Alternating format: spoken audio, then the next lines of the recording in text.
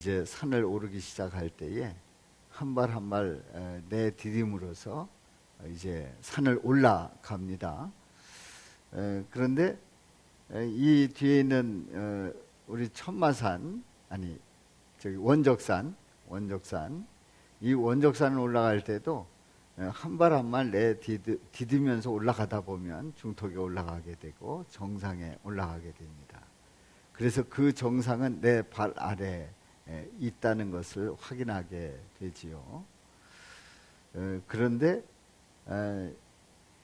내가 한 발 한 발 디디면 산을 올라갈 수 있는데 저 산이 마치 절벽처럼 느껴져서 도저히 올라갈 수 없을 것 같은 느낌이 드는 경우가 있습니다.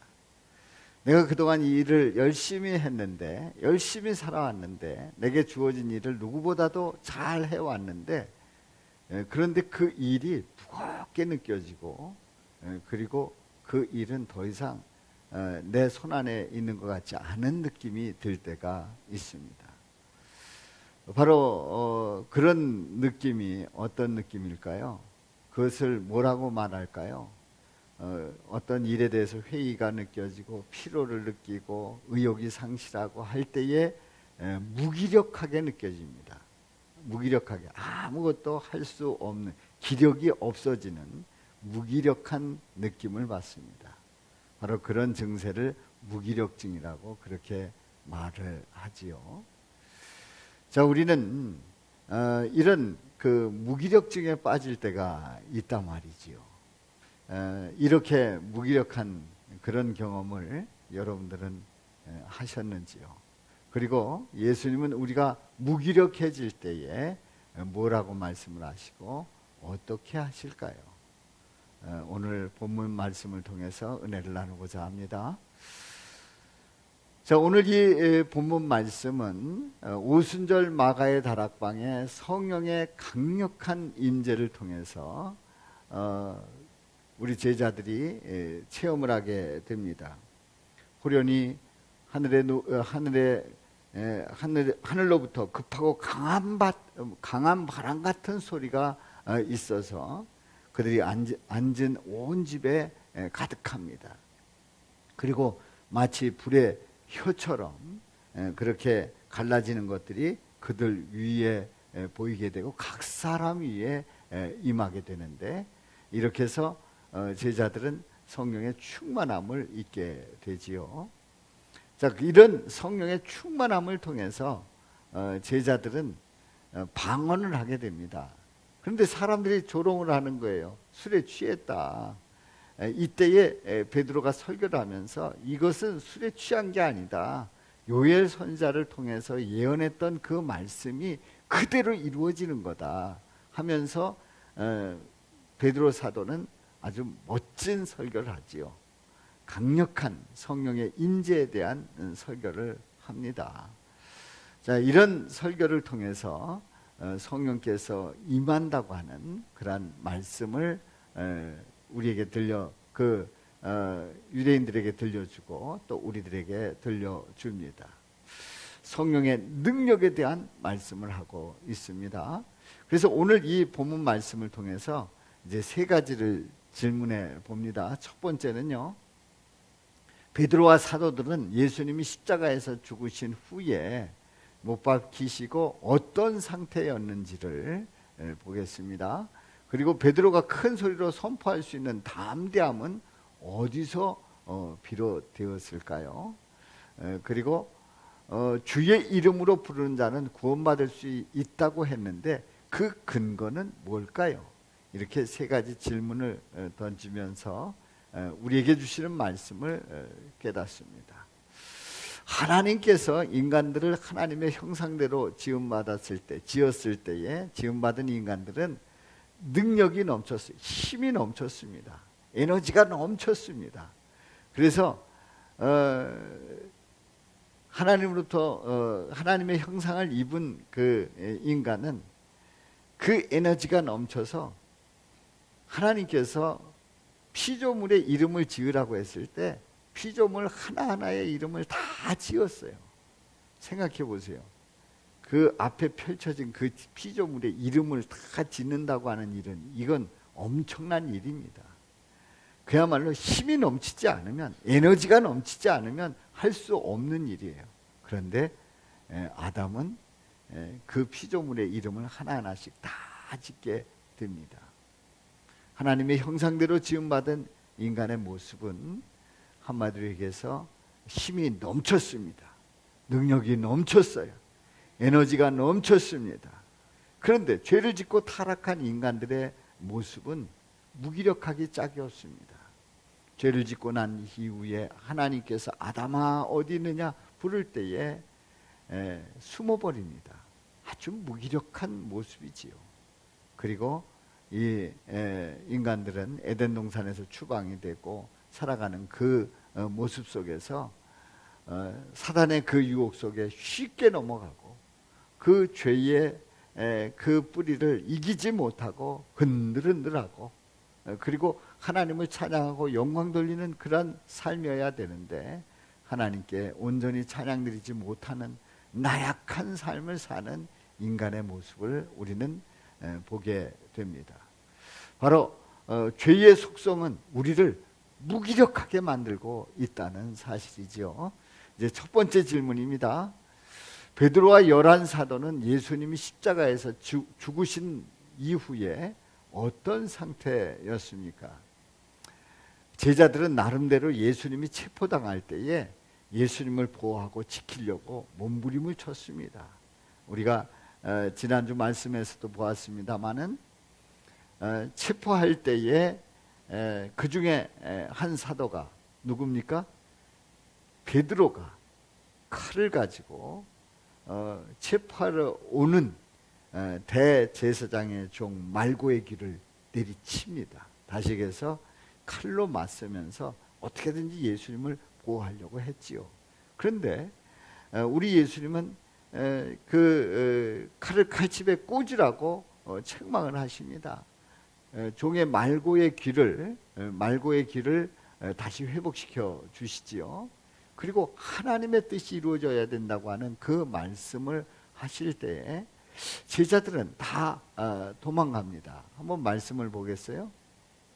이에 제자들이 다 예수를 버리고 어떻게 했다고요? 도망했다고 그랬어요. 일이 있은 다음에 도망을 한 거예요. 다 흩어졌습니다. 흩어집니다.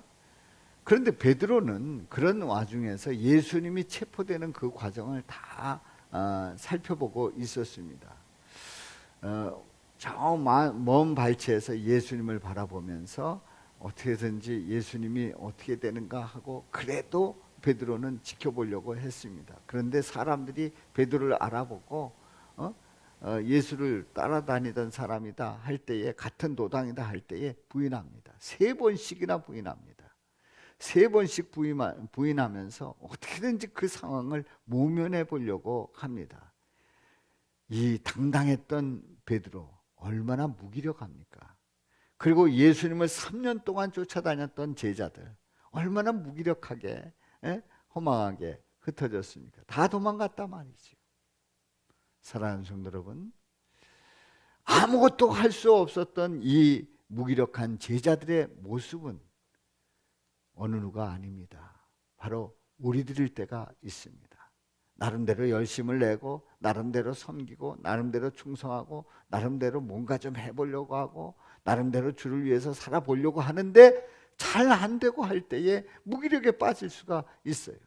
그래서 믿음 생활 한다고 하면서도 내가 할 수 있는 일이 뭐가 있는가? 아무것도 할 수 없다 하는 그런 생각이 들 때가 있단 말이지요. 그렇습니다.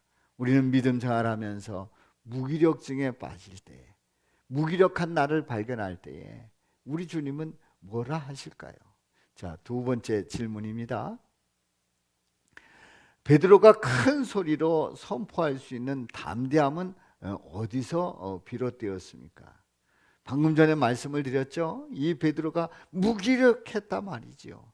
예수님께서 죽으셨다가 부활하셔서 그들에게 나타나셔서 그들에게 분명히 부활하신 모습을 보여주었음에도 불구하고 고기를 잡으러 가자, 물고기를 잡으러 가자 하면서 갈릴리로 돌아가던 이 베드로와 그 제자들의 모습을 보게 됩니다.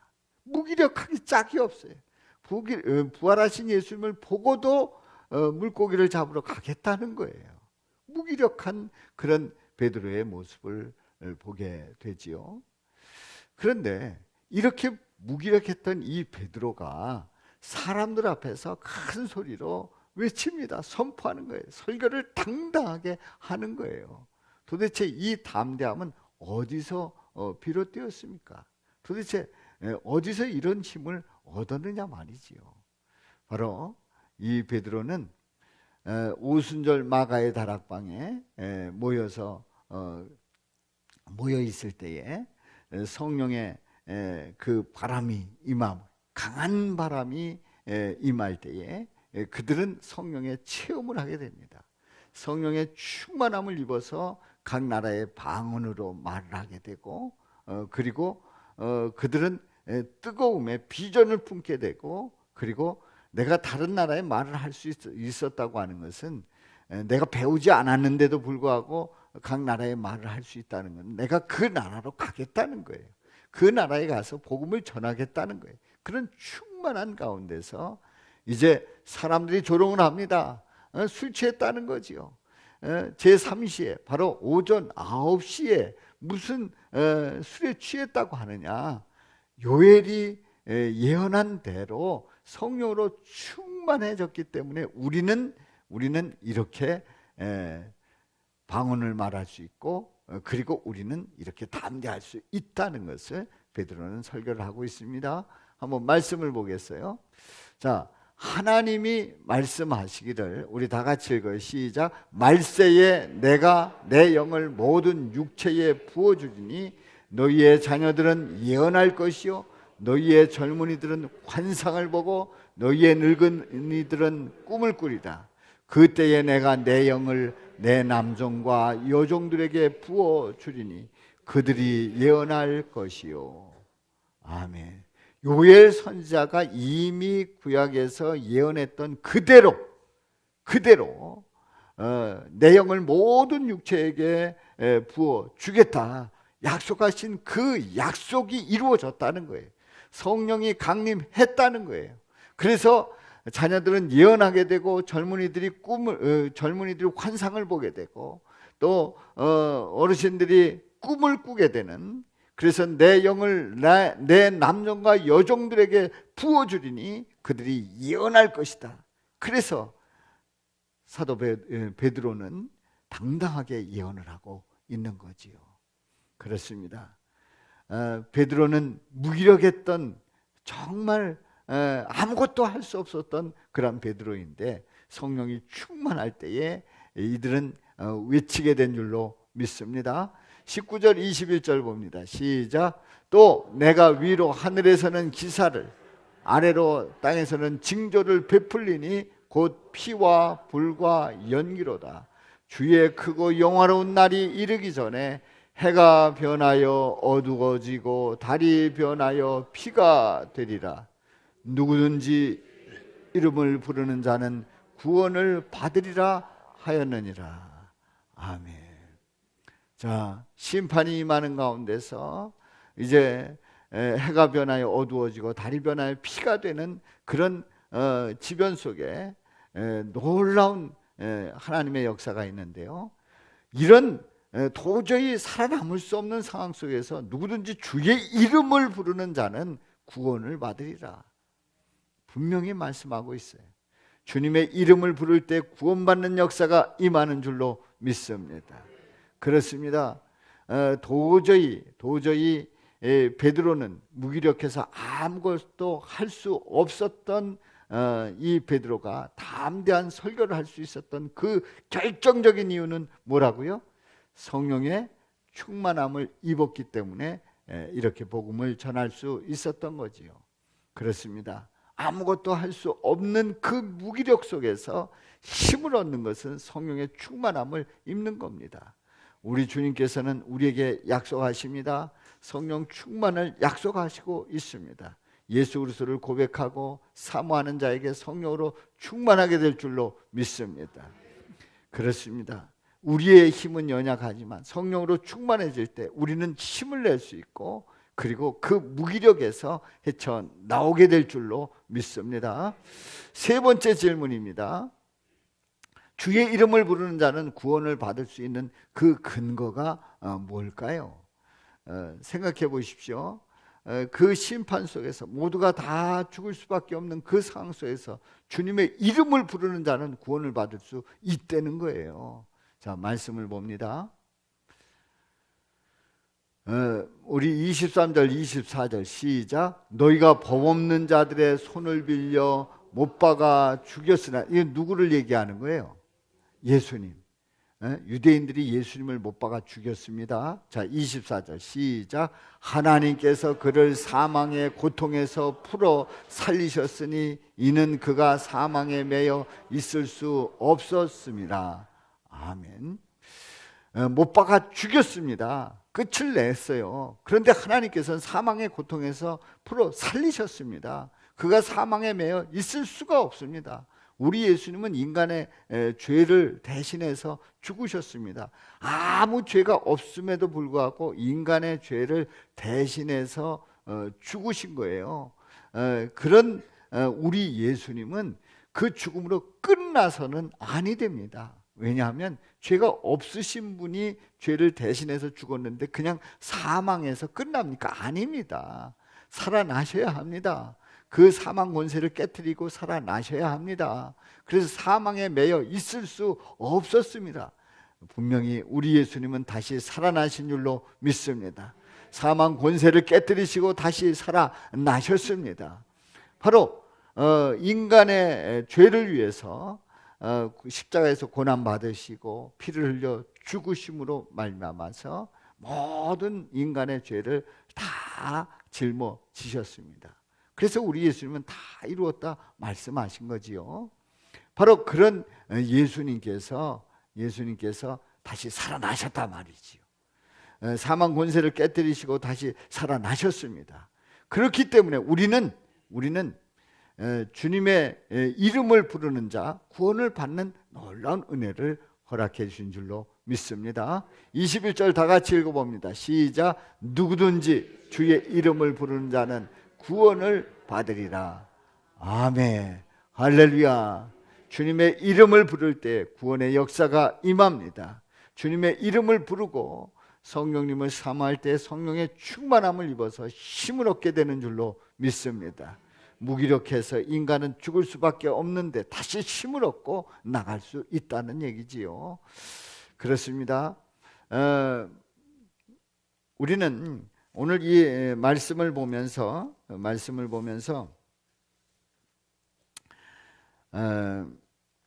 예수님께서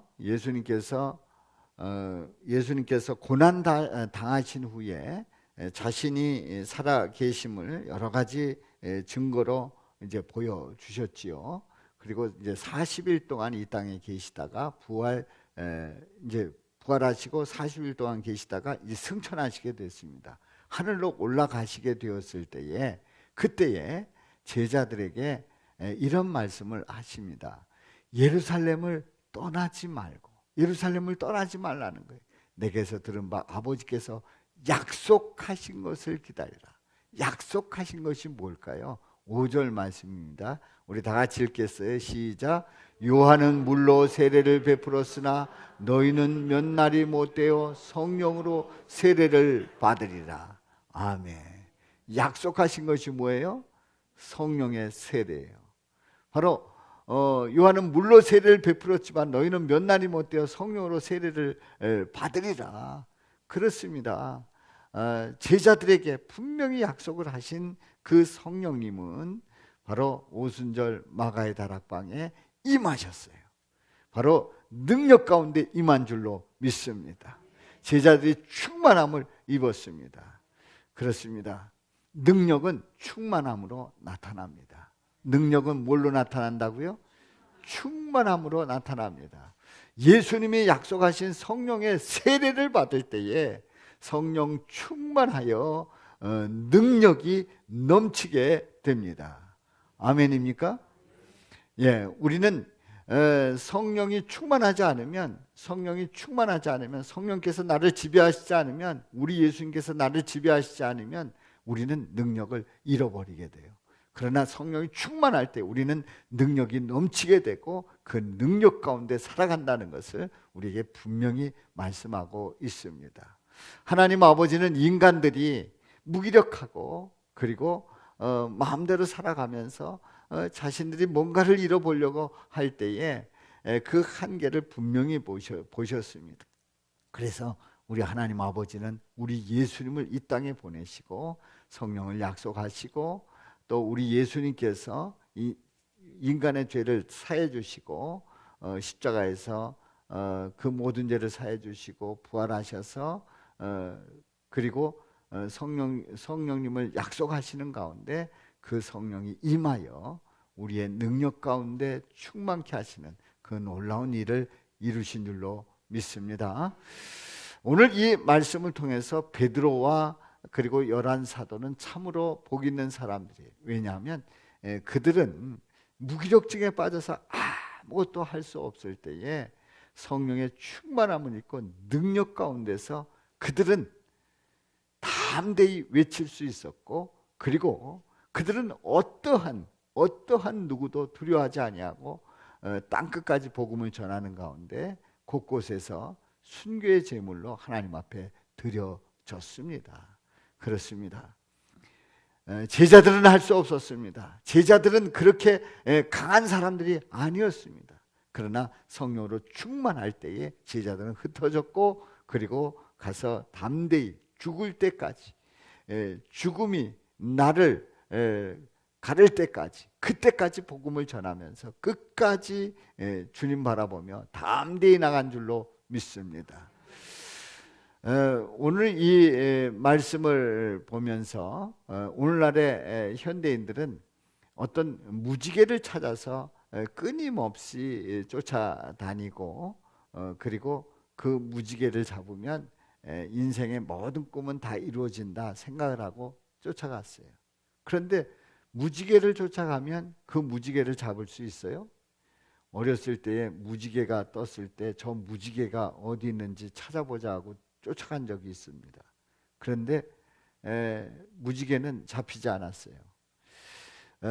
이런 무지개가 잡히지 않을 때 많은 오늘날의 사람들은 무기력에 빠지고 그리고 좌절하고 낙심을 합니다. 그런데요, 우리는 그 현대인들은 그런 가운데 무기력증을 극복해 보려고 무진 애를 씁니다. 그래서 나름대로 무기력을 극복해 보려고 하는 많은 시도를 합니다. 특별히 그 뇌 쪽으로 정신의학적으로 많은 연구를 하면서 뇌의 어느 부분에서 어떻게 작용한다 뭐 이런 그 분석을 해가면서 무기력을 극복해 보려고 합니다. 그런데요, 무기력의 원인이 결국은 어디에 있다고요? 인간의 죄에 있다는 거지요. 그렇기 때문에 죄의 문제를 해결하지 않고는 이 무기력을 해결할 수가 없단 말이죠. 우리는 예수님 앞에 나올 때에 이 성령님으로 충만할 때 이 무기력을 극복할 줄로 믿습니다.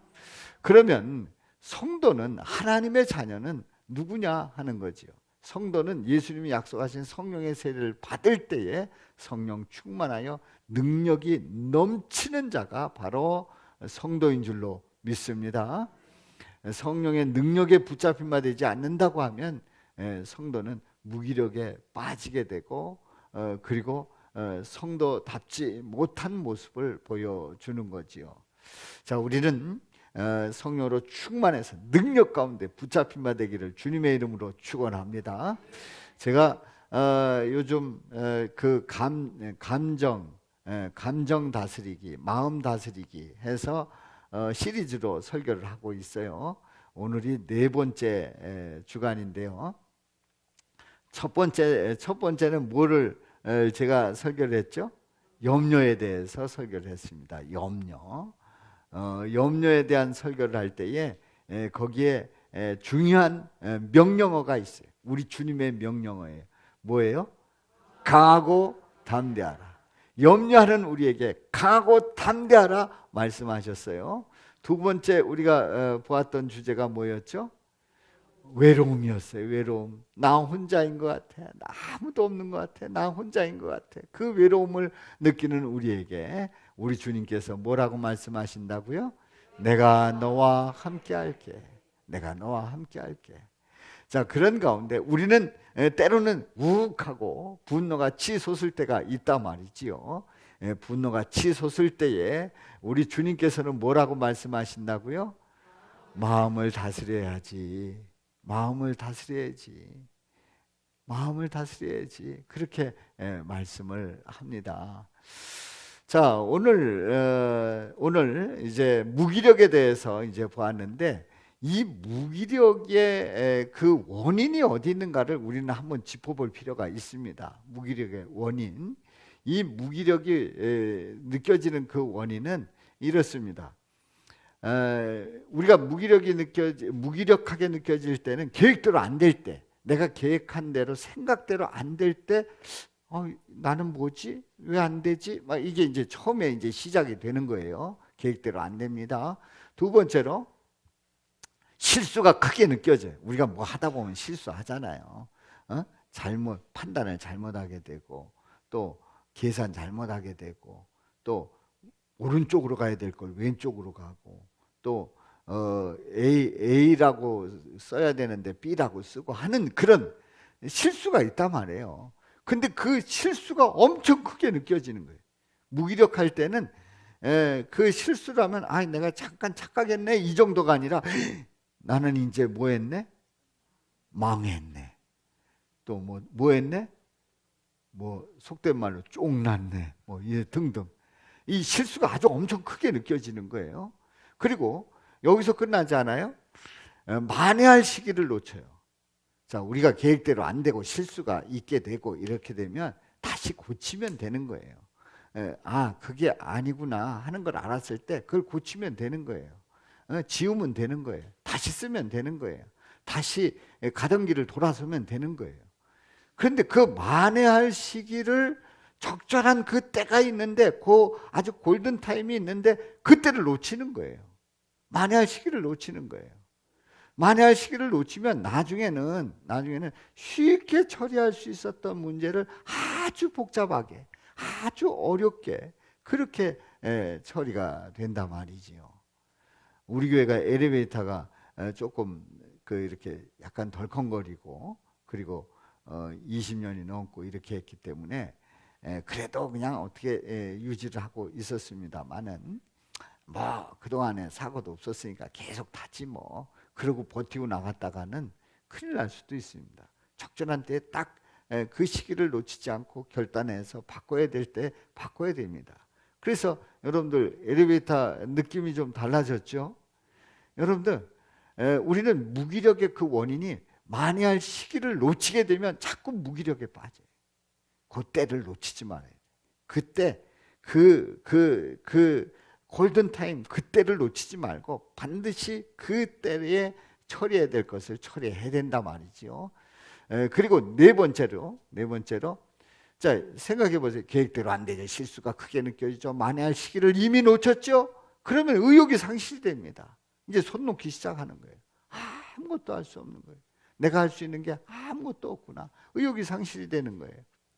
그러다 보면 주변 사람들의 핏잔을 듣게 됩니다. 그때 그거 보라고 내가 뭐라고 했냐고 이러라니까 그렇게 해가지고 뭐 등등의 소리를 듣게 됩니다. 그러면 귀에서 왕왕왕 이 주변 사람들의 소리가 그냥 들려오는 거예요. 왕왕왕 들려옵니다. 정신이 하나도 없어지는 거예요. 그러니 얼마나 답답하겠어요. 얼마나 힘들겠어요. 이게 무기력의 원인이 되는 요인이지요. 그러니까 나는 이런 사람인가? 나는 이것밖에 안 되는 건가? 나는 해결할 수 없는가? 막 이러면서 이제 완전히 무기력에 빠지게 되지요.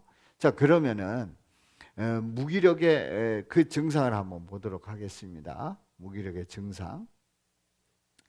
오르지 못할 높은 장벽처럼 느끼고 종이 한 장도 무겁게만 느껴지는 겁니다. 우리 영상에서 보았습니다마는, 아니 세상에 올라갈 수 있는데도 불구하고 막 엄청난 높은 장벽처럼 느껴지는 거예요.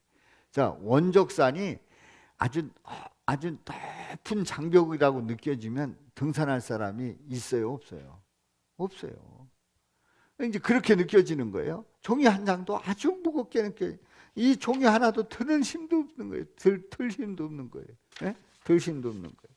여러분들, 이 무기력의 증상이 이렇게 나약하게 만들어요. 두 번째로, 손 하나 까딱할 수가 없어요. 그러니 뭔 손을 뭐 까딱할 수나 있어요? 손 하나 까딱할 수 없습니다. 세 번째로, 부정적인 생각이 자꾸 드는 거예요. 그래서 부정적인 생각이 들어가지고 나는 뭘 해도 안 돼. 뭐 내가 해봐야 뭔 소용이 있어. 막 이런 생각이 들게 되고 자포자기하게 되는 거지요. 네 번째로, 정면 돌파하기보다는 피해가려고 해요.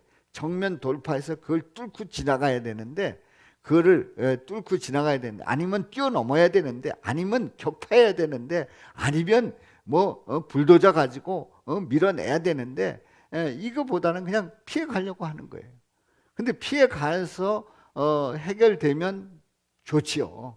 그런데 안 될 때 그건 더 어렵게 만든단 말이죠. 이 무기력의 증상 보고 있습니다. 다섯 번째로, 사람들과의 교제가 자연적으로 줄어들게 되죠. 그러다 보니까 사람들 만나는 게 꺼려지고 두려워지고, 그런데 마음은 조급해지는 거예요. 마음은 조급해지고 과민 반응을 보이게 돼. 뭐라고 하나. 그래가지고 사람들이 보는 것까지도, 또 나에게 조언해 주는 것까지도, 누가 전화가 오면, 문자가 오면 가슴이 쿵쾅거리고, 이런 무기력 속에서 이런 마음이 느껴진단 말이에요. 여섯 번째로, 면역력이 약해지는 거예요. 그러니까 이 면역력이 벌써 정신적으로 무기력에 빠지면 이 면역력까지도 약해져 가지고 질병에 걸릴 가능성이 굉장히 높습니다. 그러니까 무기력 속에 빠지면 질병까지도 찾아오게 되는 그런 아주 악순환이 거듭되는 거지요. 일곱 번째로, 식욕이 지나치게 높거나 낮아집니다. 그래서 그냥 밥을 많이 먹는 사람들이 뭐가 건강해서가 아니라 무기력증에 빠졌을 때 그 밥을 많이 먹고, 그래서 위가 뺑뺑해져 가지고, 그래서 아무것도 할 수 없을 때 그냥 누워 있고 싶고, 이럴 때 그걸 피해 나가는 방법 중에 하나거든요. 아니면은 식욕이 떨어지는 거예요. 밥맛도 떨어져가지고 아무것도 먹을 수가 없는 거예요. 먹을 수 없으니 기운이 없어지죠. 자, 이런 무기력증의 증상을 보았습니다. 그러면 이 무기력의 원인과 증상을 보았다고 하면 어떻게 하면 해결할 수 있을까? 이 무기력을 뛰어넘을 수 있을까? 우리가 한번 짚고 넘어갑니다.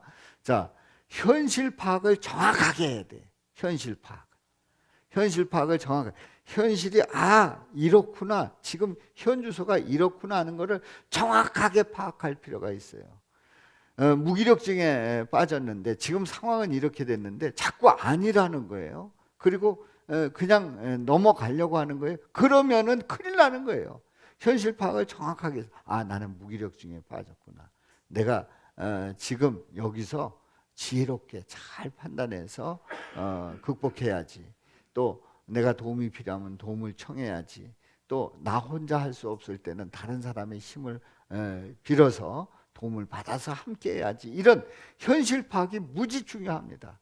이 현실 파악을 하지 못하면 그야말로 골든타임을 다 놓치는 거죠. 두 번째로, 무기력의 해결책은 기분 전환이 필요해요. 기분 전환. 여러분들 무기력에 빠지면요, 무기력에 빠지면 놀라운 거는 샤워나 세수 정도는 할 수 있어도 샤워나 또 목욕 뭐 이런 거 하지 않으려고 그래요. 그냥 지내는 거예요. 그래가지고 이 무기력에 빠지면은 뭐 한 달, 두 달도 그 목욕 안 하고 머리도 안 감고 막 그렇게 지내는 거예요. 그래서 제가 직접 상담한 그런 그 가족 중에는 막 1년, 2년 동안 샤워 안 하고, 그것도 아가씨가 1년, 2년 샤워 안 하고 그냥 집에 밖에 머리 난리가 나고, 그냥 무기력에 완전히 빠져 있는 거죠. 방에서 아예 그냥 나오지 않게 되고. 자, 여러분들, 무기력에 빠졌을 때는 기분 전환이 필요합니다. 샤워를 하는 거예요. 시원하게 샤워를 하는 거예요. 그리고 운동도 필요합니다. 운동하잖아요. 그러면 아주 시원해지고, 그리고 운동하고 나면 기분이 전환해지고, 또 막 복잡했던 문제들이 뚝뚝뚝 다 떨어져 나가고, 진짜 해결해야 될 게 뭔지가 머리에 딱 정리가 되고, 이 운동하면서 다 이렇게 되는 거예요. 저도 힘이 없고 막 이렇게 막 지칠 때 오히려 운동하면 힘이 나는 거예요. 그 목양치대에 있는 그 러닝머신 뭐 이런 거 타면서 뭐 또 스트레칭 하면서 막 하다 보면 힘이 나는 거예요. 자, 샤워하고 운동하고, 그리고 때로는 여행도 갈 필요가 있어요.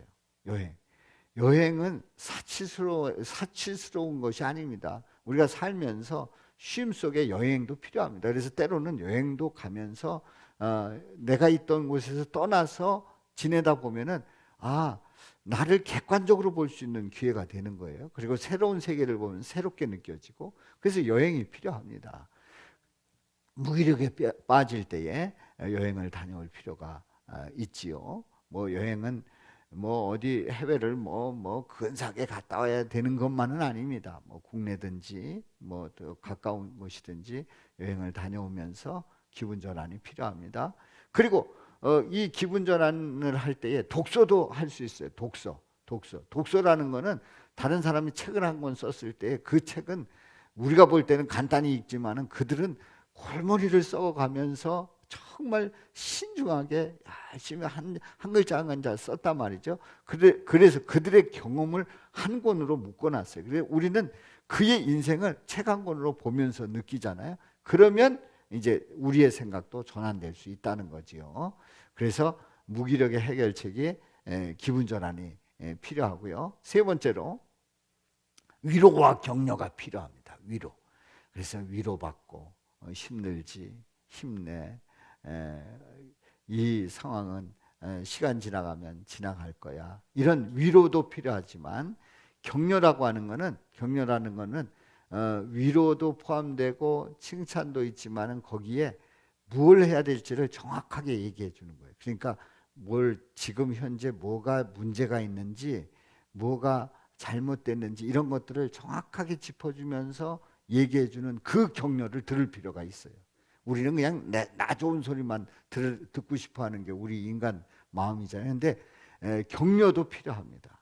내가 뭘 잘하고 잘못하는지. 그래서 위로와 격려가 필요하다는 것은 우리에게 때로는 상담할 수도 있고요. 상담할 수도 있고 코칭을 받을 수도 있고 그렇습니다. 제가 상담을 하면서 늘 느끼는 것은 상담의 그 타이밍이 늦었을 때에 참 안타까운 경우가 있어요. 조금만 빨랐더라면 일이 쉽게 해결될 거를, 그 다 이미 저질러져 가지고 이미 끝나고 나서 그때 와서 해결하려고 하면 이게 어려워지는 거예요. 그러니까 위로와 격려가 필요하다 할 때에 상담하면서 스스로 그 문제를 찾아가는 거예요. 상담하면서 찾아가는 거예요. 네 번째로 무기력의 해결책, 기도와 말씀으로 무장하는 거예요. 결국 우리 하나님께서 우리를 붙들어 주시고 이기게 하시고 능력 가운데 붙잡아 주시려고 하고 있어요. 그래서 우리는 그 마음을 주께 열어놓고 주님 앞에 부르짖는 거예요. 주님 도와주옵소서. 능력 가운데 붙잡아 주옵소서. 나의 무기력을 주님 일으켜 주옵소서. 이렇게 주님 앞에 기도하면서 주님 앞에 간구하면서 말씀을 보는 거예요. 여기 이 성경 창세기서부터 요한계시록까지의 이 모든 말씀은 우리에게 끊임없이 힘을 주고 있어요. 곳곳을 보면 얼마나 힘이 나는지 몰라요. 강구 담대하라, 두려워하지 말라, 놀라지 말라, 내가 너와 함께함이니라. 이 말씀이 곳곳에 널려 있단 말이죠. 이 말씀을 보면서 우리는 무장하는 거예요. 그렇습니다. 하나님은 기도할 때 또 말씀을 볼 때에 우리에게 말씀해 주시고 능력 주시는 줄로 믿습니다. 다섯 번째로, 그래서 우리는 이런 과정 속에서 믿음으로 일어나 돌파해 나가야 돼요. 아멘. 우리는 연약하지만 믿음으로 일어날 수 있어요. 믿음으로 일어나 돌파하는 거예요. 오늘 제목이 뭡니까? 일으켜 세우는 힘, 바로 성령의 능력이에요. 우리는 믿음으로 일어나 돌파하는 거예요. 그러니까 우리가 계속 주저앉아 가지고 어떻게 되겠지 뭐 안 돼요. 일어나야 돼요. 믿음 가지고 일어나야 돼요. 그리고 돌파해 나가야 돼요.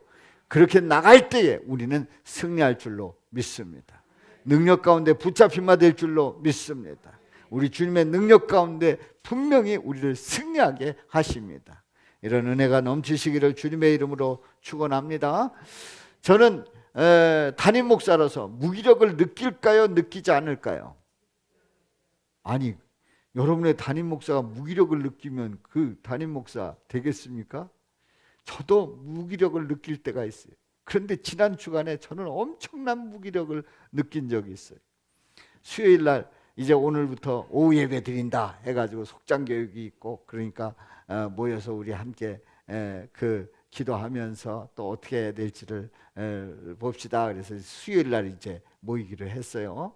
물론 6월 1일입니다. 또 선거기 때문에 또 이제 공휴일도 되고요. 뭐 이런 과정에서 뭐 어디도 갈 수도 있고 다 이런 상황인데, 어찌됐든 이제 주일 오후 전주 수요일 날 속장님들이 모이기로 했어요.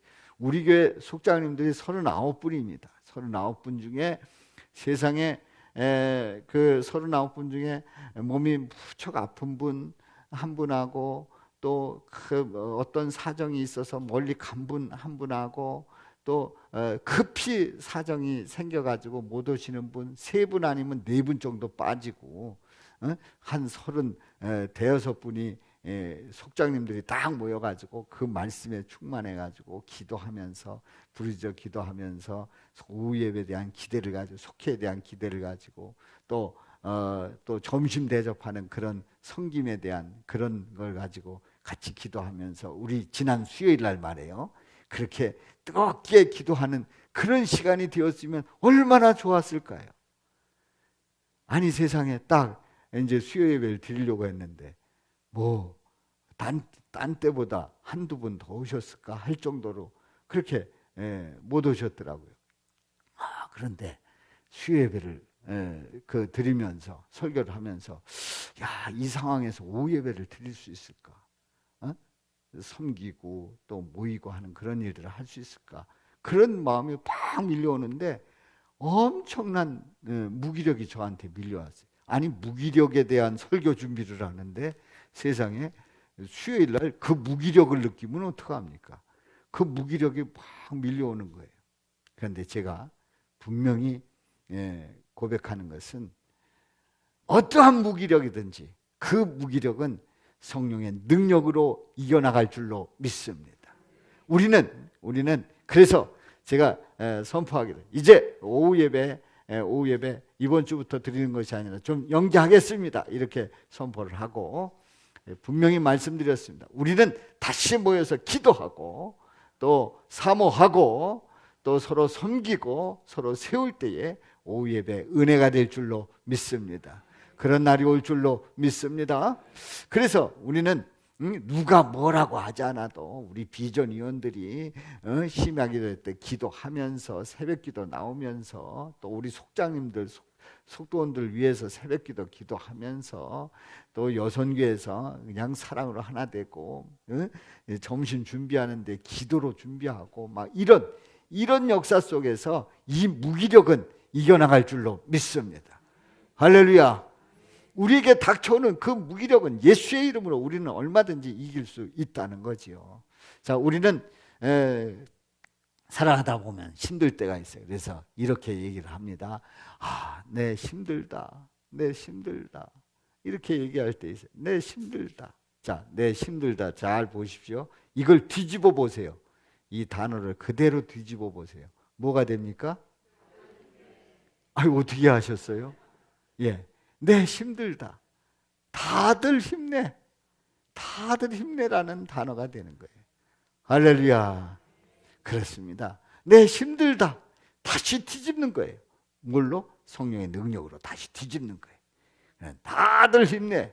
그래서 우리 모두가 다 힘내서 믿음으로 나갈 수 있는 겁니다. 그래서 여러분들이 가정에서 또 직장에서 또 교회에서 또 친구들 만나고 할 때마다 여러분들이 주님께서 들려주시는 그 말씀을 들려주시기를 바랍니다. 뭐라고요? 일어나 힘을 내. 뭐라고요? 일어나 힘을 내. 자, 우리 옆 사람들에게 한번 격려해 주시기 바랍니다. 시작. 일어나세요. 힘을 내세요. 예. 말이 좀 거북하면 거기다 붙이세요. 일어나세요. 힘을 내세요. 이렇게. 우리 다시 한번요. 시작. 예. 우리는 예수의 이름으로 성령의 능력 가운데 일어나 힘을 낼 때 우리는 어떠한 무기력도 이겨내고 승리하는 저와 여러분들 되시기를 주님의 이름으로 축원합니다. 한번 외쳐봅니다. 인간의 능력을 의지하면 무기력에 빠져서 세상을 이길 수 없지만 성령의 능력을 힘입으면 무기력을 떨치고 세상을 이길 수 있다. 아멘. 다 같이요. 시작. 인간의 능력을 의지하면 무기력에 빠져서 세상을 이길 수 없지만 성령의 능력을 힘입으면 무기력을 떨치고 세상을 이길 수 있다. 아멘. 기도합니다. 아버지 하나님,